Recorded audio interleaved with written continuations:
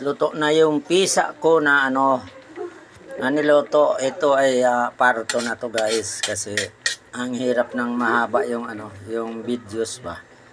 Ayan guys, ayan. Ayan mga guys.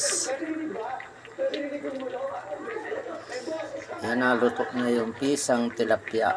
Ayan. Ayan guys. Ayan guys, ang tilapia oh. Ayan. Ayan ang tilapia guys. Ayan yung parto guys. Ayan.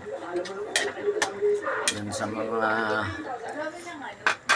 followers ko, lutong bahay. Ayan guys, ang ulam namin. Ayan, binigay ng pamangkin ng kanina itong tilapia. Kaya tinisa.